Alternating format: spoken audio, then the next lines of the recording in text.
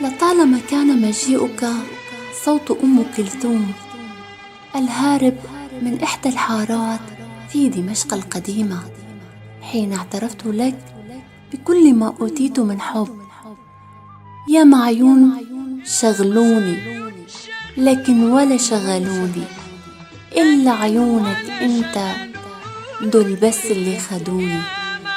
مساء المحبة لكن ولا شغلوني.